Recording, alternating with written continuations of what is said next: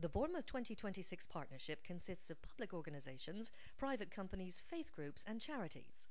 Working together, these bodies have devised a set of visions that will contribute to making Bournemouth a better place for residents and visitors alike. This film sets out what has been done in Bournemouth over the last few years to achieve these visions, and will also pose the question, what can you do to make a difference?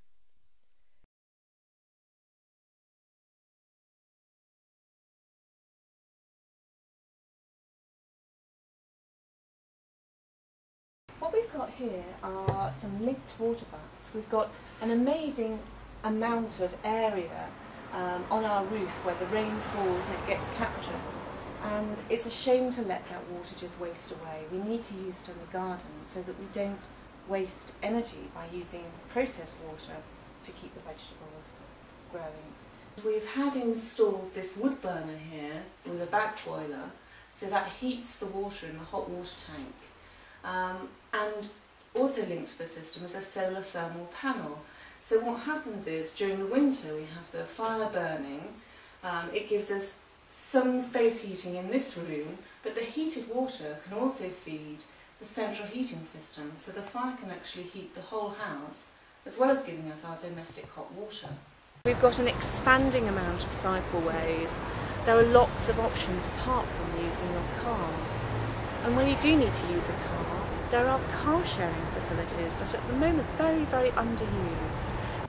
And this is an example of solar photovoltaic panels which take the solar energy from the sun and convert it into electrical energy.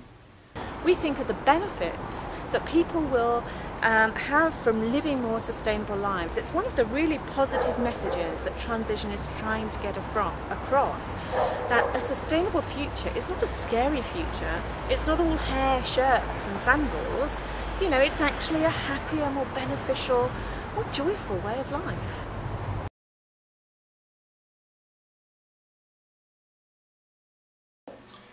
Green Goals came about when myself and my boss Larry Austin, we were trying to think of a way to put environmental messages over to younger people, but also try and make them more environmentally aware. So rather than just try and sell the don't drop litter, don't graffiti messages all the time, actually try and engage them.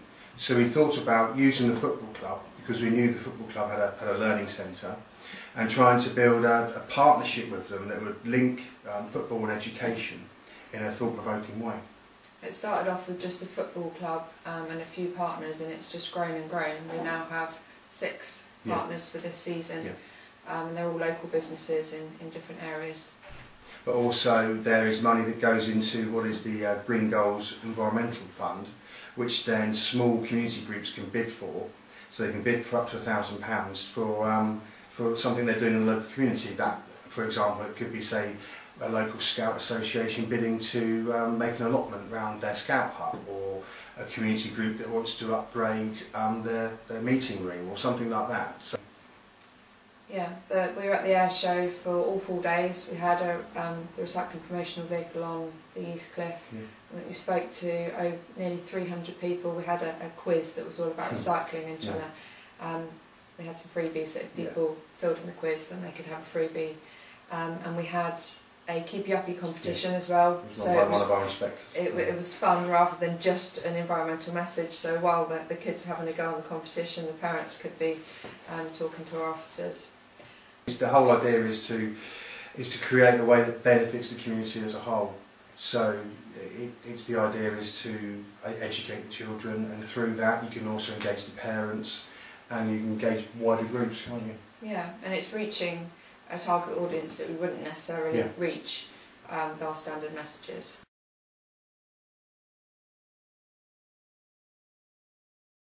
Yes, my name's Barbara, and I've lived around this area for about 45 years, and we realised one day that the children needed somewhere to play, and they needed something to play on.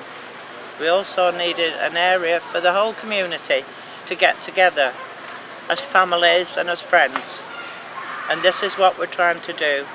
We're improving our area and putting a lot of work in by a very few people to enhance our area, and this is just one of the things we've done. We have a list. We've only been going 2 years, But thanks to a good committee and hard workers, we are getting there now. In the 2 years we've managed to get this woods cleared. It was an ongoing thing, but we've pushed it forward, and the woods are now cleared nicely. We've managed to get drop curbs put in because there are people that are invalid and they couldn't get in and out of this woods. We've had the drop curbs done. We've had there's a railway bridge on the Iford Lane, which we've managed to get improved so that it's safer for everyone to get under. At one time the pavement was only 18 inches wide. It's now 6 feet wide and single lane. And we've done lots of things like that. We have also had 2 variety shows at Christmas to raise money to give children. Well, the first year we gave the children a New Year's party. The second year we gave them an Easter party. This year we're not sure. We think we're hoping to be able to do the same thing and take them to the pantomime. You've seen what's been done already. Now it's over to you.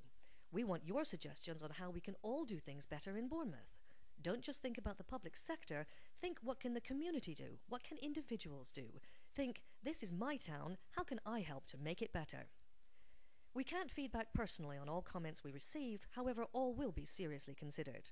Actions suggested for Bournemouth 2026 partner organisations will be considered by the partners before any commitments are made. The final action plan will be made available at bournemouth2026.org.uk in August 2011. A direct link will be sent to participants who provide an email address.